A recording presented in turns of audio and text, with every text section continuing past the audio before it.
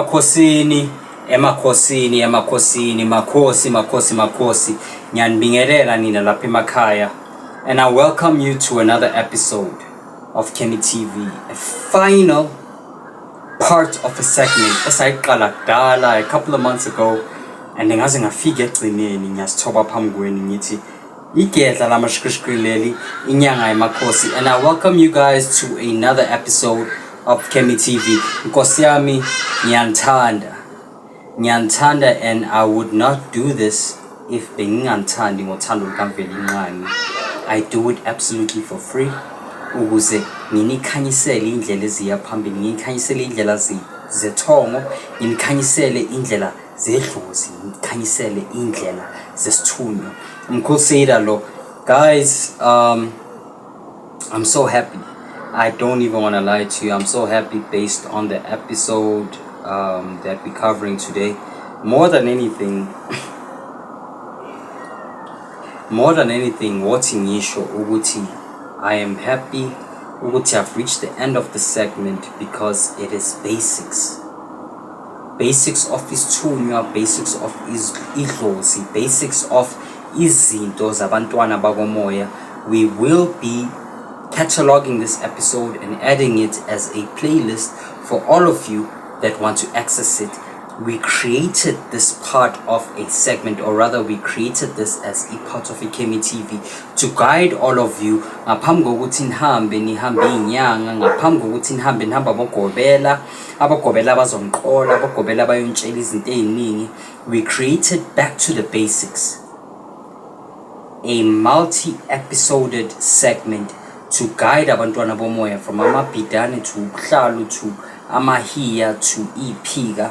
And so we finally reached the end, bantwana bomoya, and I think I announced it on the last Kemi TV episode. I think ngasho ukuthi we are one episode away from ukugqiba this segment. And so today, for abantwana bomoya and beyond abantwana bomoya, you people that follow African spirituality and follow universal spirituality, to understand the power of candles, to understand different candles, to understand the use of each and every candle. And so Mkhulu Seda Uchulile, he drafted the episode, he did his research, he used his own knowledge, he sat with Abba Prophet Ibamandla in order to break down certain candles for you guys. And so we finally reached the end of the segment. Now phambi kokuthi siye phambili, igedla lamashikishikileli inyanga yamakhosi, and I welcome approximately each and every one of you 4,000 followers. To each and every one of you 4,000 Kemites who are gonna watch this episode enizozuza kulento lesiyonifundisa yona namhlanje. Bakwethu, before I go too deep, again I'm gonna make the same announcement I made in the previous episode. There are about 70% of people that watch this channel but have not subscribed. So please click on the subscription button, click on the go ahead and click on the share button and the notification button if you support this channel, if you've subscribed to this channel. Share, comment, usho umungajabulanga ukuthi Mkhulu you are out of pocket. Mkhulu you are out of pocket. Nezinto osikhulumayo asiqondile nedlozi. I don't mind criticism, kodwa ungangibhedeli Mkhulu, ungangibhedeli. Emakhosini, as you've seen from the thumbnail, you'll see ukuthi it says the different candles and their powers. Bagwetu, you need to understand something about candles. Ukuthi candles, here's the reason why candles are powerful, and here's the reason they come in different colors. In reality, they are frequencies and they are vibrations that are functional in order to connect with different powers and different beings and different entities from different realms. They are codes. Uvesi nje ungene eParliament, ungena ungaphethanga ikhadi elishoyo ukuthi usebenza eParliament. Ovese ungene ofisini noma usebenza ebhank noma usebenza insurance noma usebenza kuphi kuphi, there are passwords that allow you to be able to pass through, for you to be able to go in and have certain conversations, access certain files, and do certain things within those systems. And this is the earth realm. So likewise in the heavenly realm, akekho umuntu ozofika nje athi ayi uNkulunkulu shouldn't have that jurisdiction. Ubani wena ukuthi uzotshela uNkulunkulu if you as humans can come and have jurisdictions, have principalities, powers, offices, and have certain authorizations ukuthi umuntu nomuntu akhone ukukhuluma nomunye umuntu nomuntu or have access to certain information. God should even be much more above that. Likewise, candles, the reason why there are different candle colors is for you to be able to tap into different frequencies. It's for you to be able to tap into different vibrations. It's for you to be able to access different offices of specific angels, specific powers, specific ancestors. To be able to converse with them at a deeper level. And hence why we are doing this episode. Yaphoqa ukuze sijule in terms of the explanations on this episode, and hence I'll try and fly by as quick as I can through this episode because there's quite a lot. Kodwa angifune ukuthi this episode must drag on to 30, 40, 50 minutes, an hour. And so back to the basics, final segment bakwethu. I am celebrating, I am happy, and hence ngithi Hosana. Umkhulu Seda is your servant. Umkhulu Seda is isigqila senu. Ngiyasithoba phambi kwenu. Makhosi. Now, the first candle we are going to go into is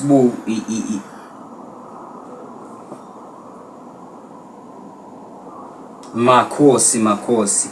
Now, the first candle we're gonna go into is the green candle, guys. The green candle handles a lot of things. I'm sure a lot of you, as any study shamakhandlela at a basic level, have heard ukuthi the green candle handles praying for finances.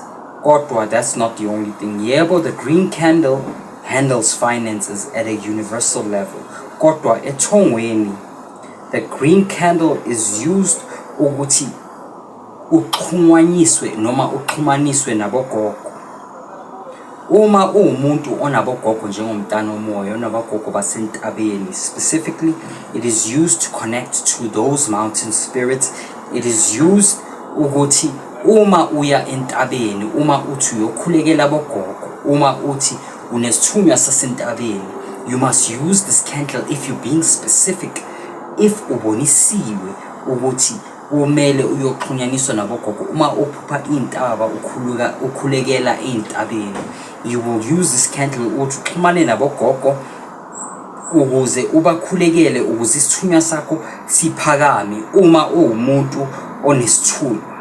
As well, beyond that, guys, for those of you that are struggling to have kids, for those of you that keep having miscarriages, you will also use this candle ukuthi ukhuleke ukuthi the next child shouldn't be miscarried, and the next child should be birthed healthy, angazalwa ukuthi ukhubazekile noma ithi ngathi ukhubazeka, angazalwa awumuntu who has deformities. You will use this candle for that. You also use this candle nina emantombazaneni enikhulekela umshado. I know it's gonna sound a bit misogynistic or whatever the word is ngokwesilungu, but I know it's women that mostly pray for marriage. But it is also used to pray for marriage. Uma ufuna umshado uzosebenzisa le candle. Specifically, umkhulu Seda ukhipha imfihlo namhlanje zamakhandlela. If you want marriage, thatha le candle. Ungithathele le candlela leli, ungikhanyisele lona, umkhanyisela lona, ushise emalahleni umuthi obizwa ngokuthi delunina. Nina inyanga enaziyo ukuthi delunina wenza njani. You also use lo muthi lo ushise on top of a activated charcoal. That's a hookah pipe charcoal. Ukhuleke ngalo muthi lo. This is in order ukuthi udonse umshado kuwe, ukuthi uthole umyeni, ukuthi uthole umfazi. It also works for men as well. But beyond that, this candle is used for finances. But where to this candle is used ukuthi ukhulekele imali ngaphezulu kwempilo yakho, ukuthi ukhulekele ukhanya ngaphezulu kwempilo yakho via imali. On the next level, we will refer to ikhandlela eliyelo. Le khandlela leli limayelana nabo neidalwa zakabo mama.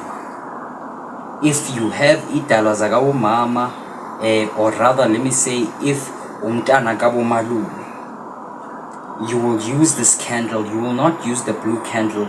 Along the line, we'll explain what the blue candle is, but you will use this candle ukuthi uxhumane neidalwa zakabo mama, udonse idlozi lakhabo mama, idlozi lakhabo malume ukuze ukhulume nalo.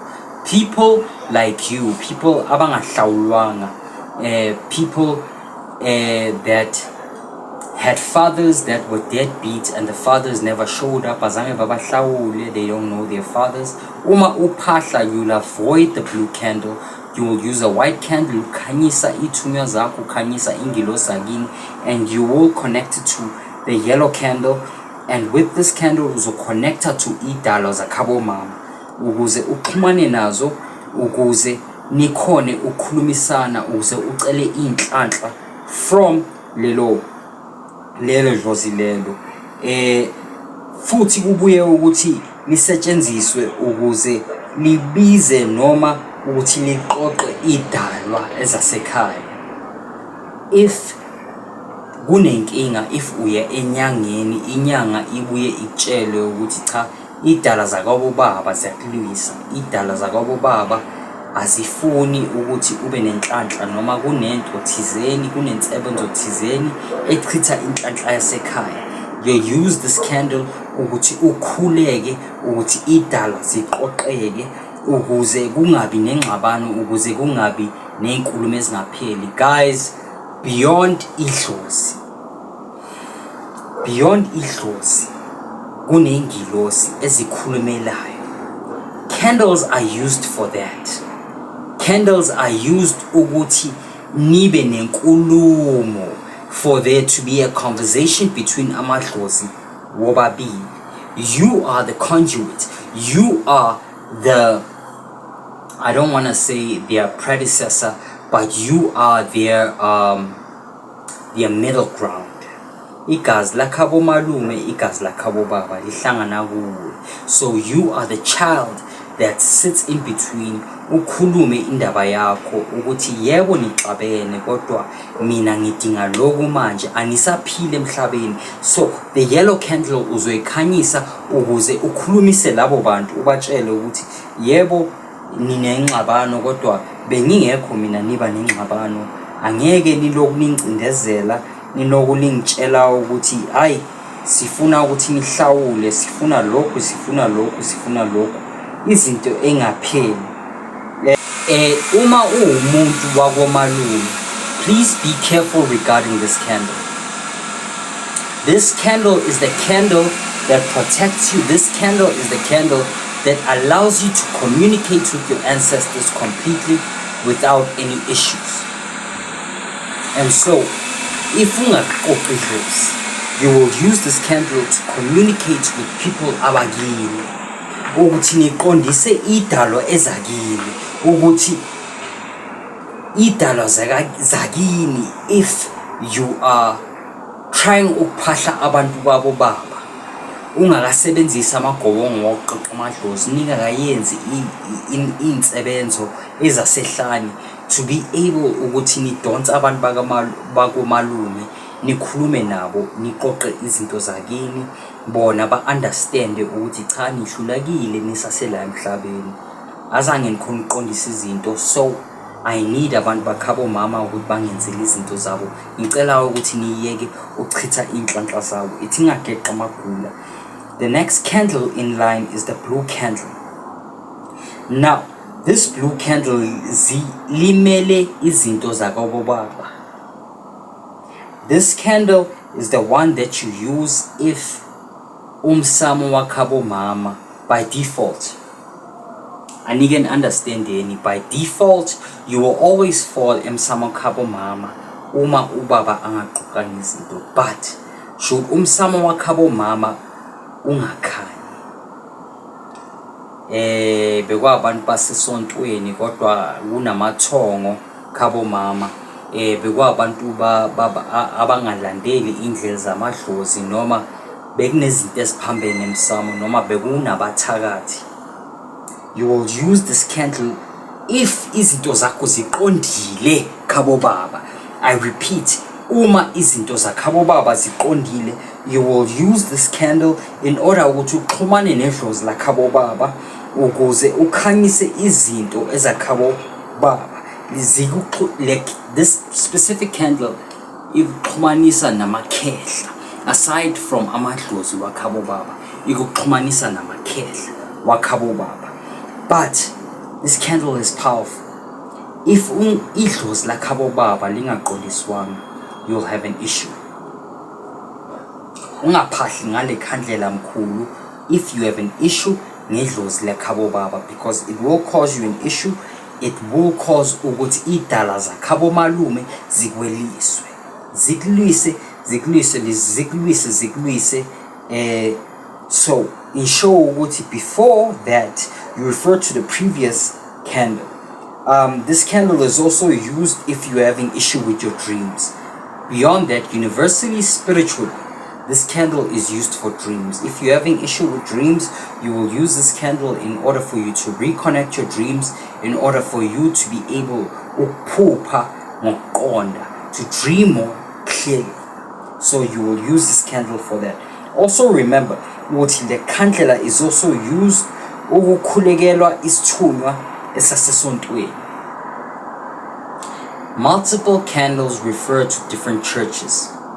Wena umntwana wesithunywa, remember ukuthi le candle leli uma unesithunywa sesonto, this candle will help you ukuthi uxhumane nesithunywa sakho sasesontweni.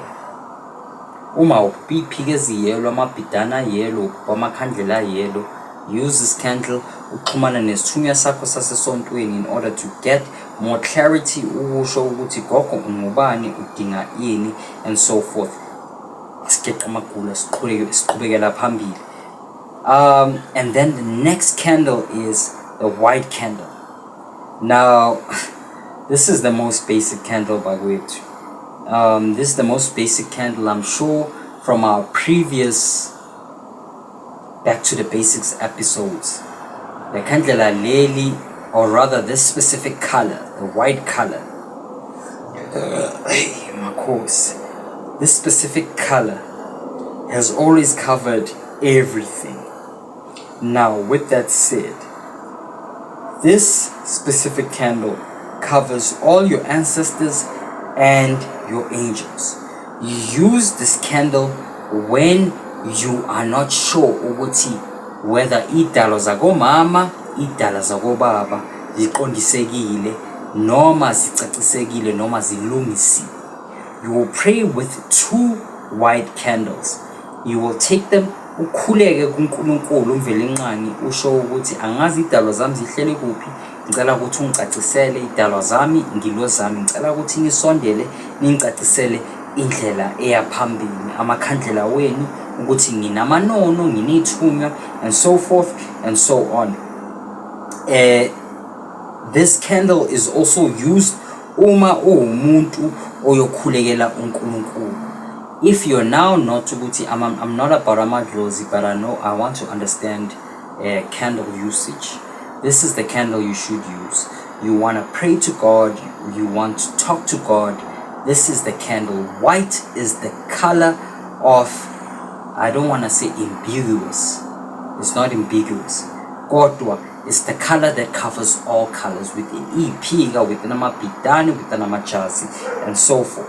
Le khandlela libuye lisetshenziswe ukukhulekela ukukhanya nenhlanhla. If you want to pray for inhlanhla but you're not sure what candle to use, thatha amakhandlela ayisikhombisa amhlophe, khuleke ngawo mkhulu, kuyoqonda. Bayokhanyisela ukuthi wena inhlanhla yakho ime kuphi. If kuwukuthi you gonna gamble and you gonna get luck, cool. If kuwukuthi you gonna work business, you gonna get luck, okay. If kuwukuthi ufuna umsebenzi ukhuleka ngekhandlela elimhlophe noma amakhandlela ayisikhombisa, we still gonna cover numerology, but we're not gonna cover it within this episode. Next in line is ikhandlela elibovu. Nkosiyami, ikhandlela elibovu, ikhandlela logadla, ikhandlela eliyimpinda mshaye, ungasebenzisanga impinde emuva, impinde mshaye noma ukubusela umnini. Le khandlela leli lisetshenziselwa ekuceleni ukuthi amadlozi aphakame, amadlozi wempi specifically. Everybody has war ancestors. Everybody has fighting ancestors. Laba bebanolaka, laba abamele ukuthi bakulwele. And so you will use this candle if ufuna ukuvusa labo ukuthi bashaye izitha zakho. Futhi this candle works ekuphindezeleni ezitheni zakho, ekushayeni laba bagadla.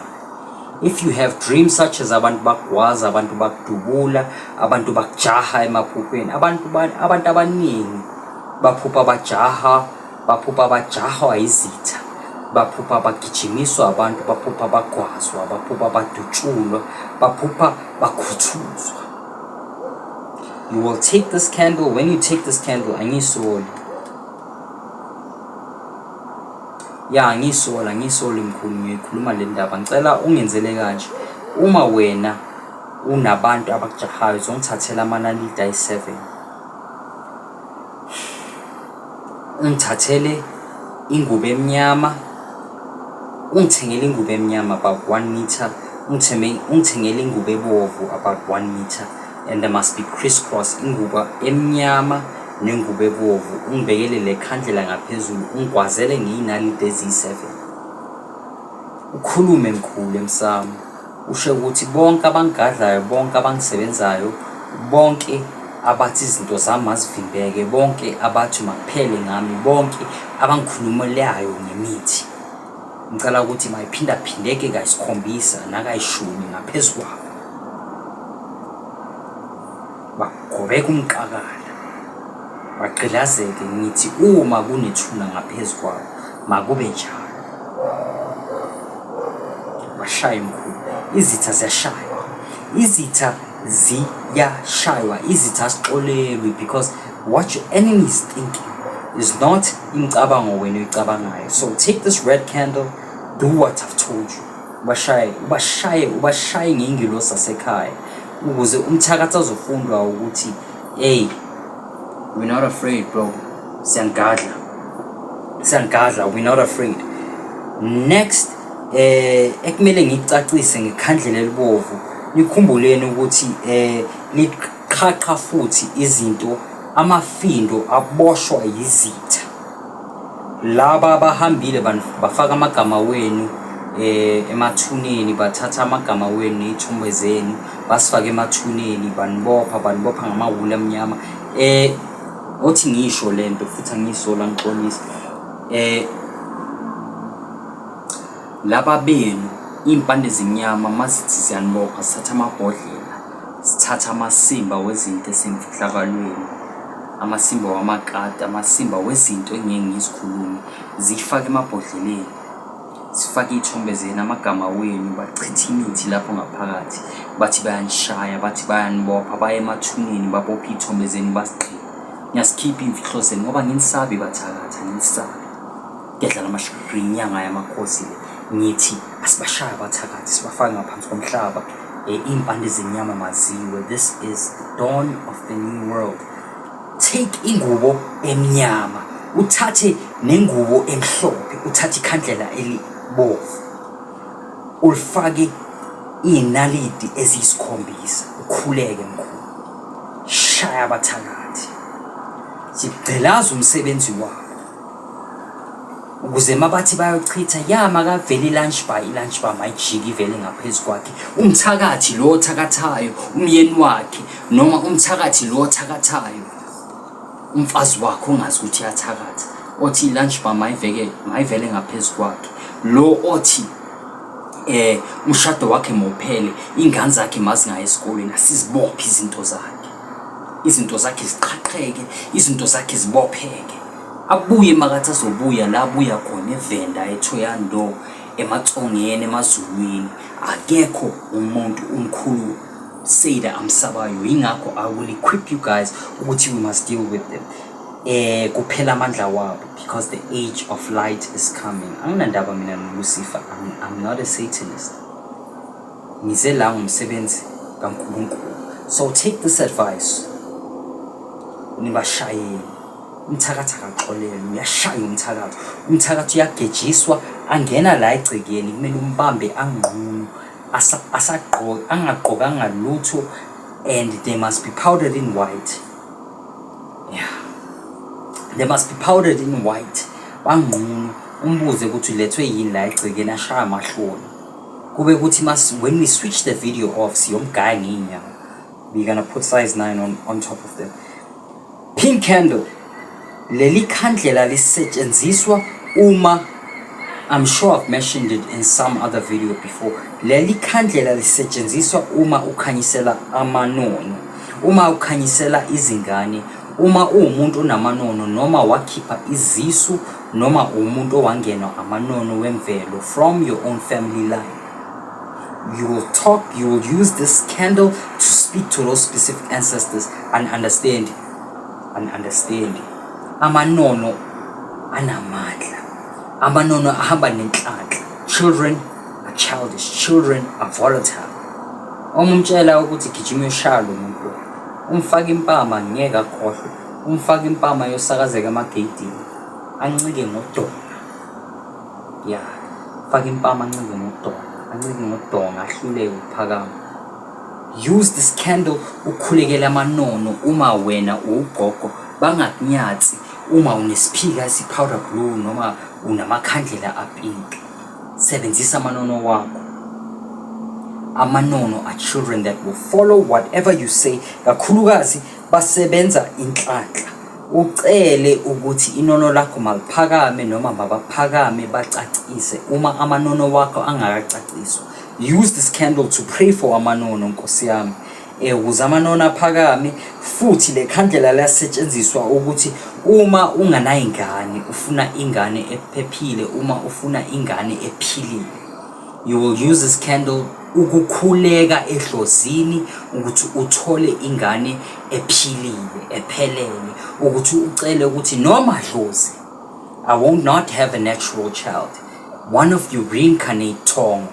One of you reincarnate my angels. One of you reincarnate my dlozami. Nifike la emhlabeni. Ningene emzimbeni niphilele.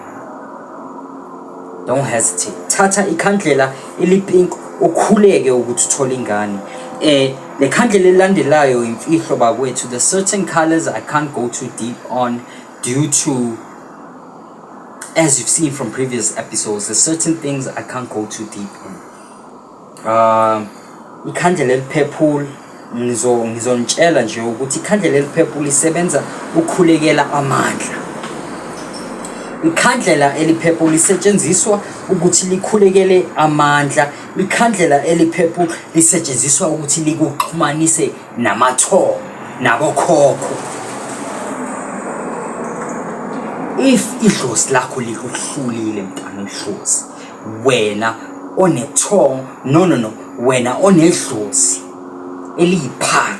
Mkhulu Seda has covered episodes in the past that speak about ukuthi idlozi lakho yiphara. Abanye benu amadlozi wenu agqoke impahla zamahobo zidabukelwe, ikipa zidabukile bangcolile abagezwanga. It's not your fault. Umsamo wasekhaya ithongo liyohlale lihlambulukile. Use this candle ukuthi ukhulekele amandla unidlozi lihlulekile. ukhulekele inhlanhla, ukhulekele ukuvikeleka. Kodwa nina enineyiphika ezimnyama kanye nina enineyiphika eziphephula, nina eninamakhosi, you will use this candle ukuthi nikhulekele amakhosi. Amakhosi awaphahlwa nje kuphela eintabeni, endumbeni and so forth. But if you wanna pray for amakhosi, usebenzisa leli khandlela. Umkhuluseli uyayikhipha imfihlakalo, angisoli. I know I'm gonna have problems. Umkhuluseli unokunyamalala, umkhuluseli unezitha ngenxa yokuthi umkhuluseli unokukhipha imfihlo. Here on this channel, angisola ngixolisa, I do it because I'm in service of Mveli Nxangi. I'm not in service of any governmental organization or of any physical organization. So, ngiyoskipha imfihlo, angisoli, and I have no apologies to give out. Thatha le khandlela wenze lokho, uyokuthola lokho ofuna ukubona nine namakhosi. Next in line is the brown candle. Oh Nkosi yami, ikhandlela elasehlane. Ikhandlela elasehlane, bogogo nabomkhulu, nine niyosebenza abantu ehlane, nine niyosebenza abantu emgedeni, nine niyosebenza abantu eintabeni, enamakhehla wasentabeni. I mentioned abogogo basentabeni with the yellow candle. If unamakhehla wasentabeni, please use the brown candle ukuthi you must invoke ingilosi zasentabeni. Wena onidalo zasemgedeni phecelezi caves, wena onidalo ezilahleke ehlane noma onidalo ezisebenza ehlane phecelezi in the wild, you will use this candle in order to pray. You will use this candle in order ukuthi uphahle. Le khandlela liyasiza ukuthi ubuyise idalo edukile. Abantu abashayiswa imoto, abadubujulwa, ababulalwa, umalume wakho wayephethe inhlanhla kodwa wahluleka uqondisa. Abaningi othi ngikhulume futhi le ndaba le, especially as abantu abamnyama, baningi abantu bakini, hence there's a show called Khumbula Ekhaya. Baningi abantu bakini abahambayo bayafela le ehlane, bayafela le emfihlakalweni. Kodwa loyo muntu bekambathwe idalo ezinhlanhla. You will use this candle ukuthi uyehlane.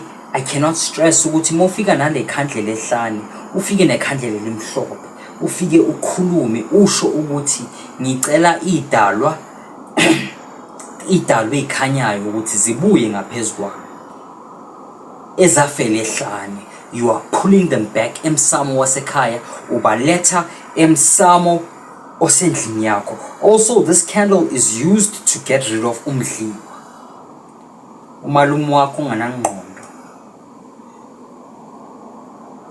umalume wakho unganangqondo, wahamba watshelwa izinto ezibhedayo, watshelwa ukuthi hambe ethuneni uye novuka amalibeni, uhambe uyophahla ugogo wakho, uyojika idlozi liyobheka kini, hamba nalesigubhu, hamba uyolanda umdliwa. Imimoya ekhohlakele engcolile, amaphara wasemathuneni, amaphara wasestradini wangena kuleso sigubhu. Khona manje because of you 1987 umndeni uyahlupheka. This candle is used ukuthi nilahle leyo mimoya, nikhuleka ngaye ehlane. For you, those of you that suspect this might have happened, come for a consultation kumkhuseli akhanyisele, akutshele ukuthi yiyo na lento le, sihambe siyolahla ikhandlela esilisebenzisayo ukuthi ngobuprofeti nobugedla silahle imimoya eyimidliwa emsamo that is feeding on the luck eyasemsamo. It's also used ukhulekelwa umuntu oyathetshulwa. Khona umuntu ombonayo, ayimkhulu yambona lo muntu lo ukuthi this guy was okay, 2005, 7, 10, 13 jikijiki umuntu wajika nje, umuntu waqala wabhema insango, waqala wabhema inyawupe, waqala nje waphambana indlela, waphuza utshwala. Lo muntu impilo yakhe ayinanqubekela. Ngiyanqhaqha bathakathi, hey makhosi mkhulu, nyanqhaqa bathakathi. Hey, makhosi gogo nyanqhaqa bathakathi. So the next candle in line is the black candle. But where to, as you've seen from my previous videos, amabhidana amnyama, ingubo ezimnyama, iphika ezimnyama, we couldn't go too deep regarding that. Kodwa ikhandlela elimnyama ngiyocaphuna kancane, kodwa kuyaphoqa ukuthi ngisho ukuthi please, when you use this candle, it must be given to you. That's the safest option, because ikhandlela elijule ngalendlela yokuthi uma ungalisebenzisa linganikwanga wena lingageja ngaphezulu kwempilo yakho liphambanisa umsamo lize likubulale. This is a powerful candle. Alingeni emsamo nina eninganalo eninganikwanga lona, alingeni endlini, because this specific candle is so powerful. The color black is linked with makhosi gogo nyakuzwa.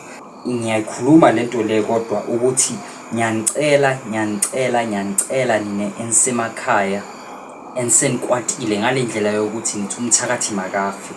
Don't use this candle unless niye enyangeni yanilayela, unless niye kumthandazi wantshela ukuthi thathani le khandlela, because this candle is dangerous. Uma ungasumntana omoya, le khandlela lingangeni endlini ngoba liyogadla umsamo liphambanisa umsamo. Uma umntana omoya walisebenzisa malihlale ngaphandle, whether egcekeni, whether outside the yard, ngoba le khandlela specifically works ukubulala.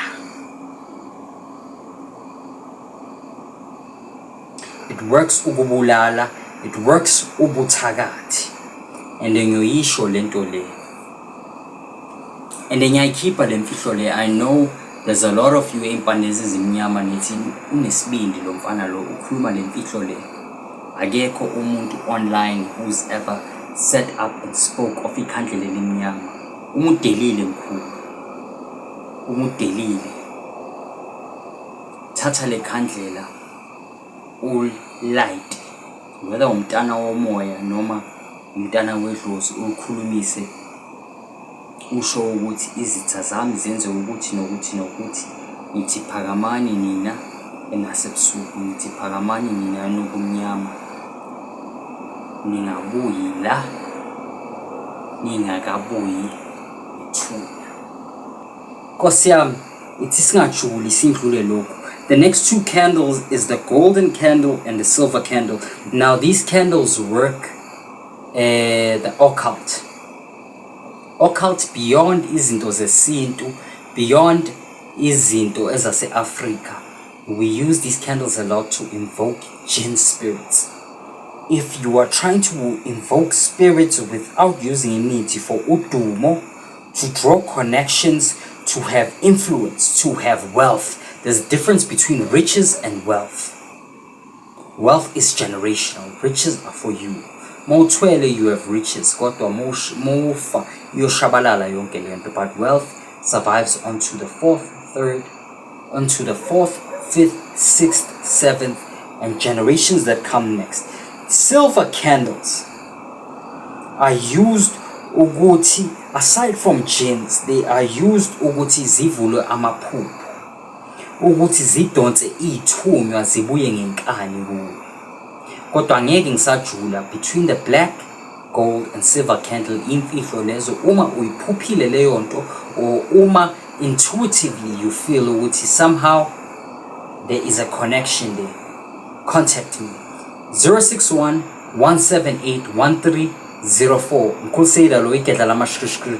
Guys, please share this video, please like this video, please subscribe. Even if you are jealous, even if you have envy, even if we are Shogutum Crusader shouldn't prosper, please just subscribe, because this might help your mother, this might help your uncle. I close this segment. Back to the basics. We finally completed it.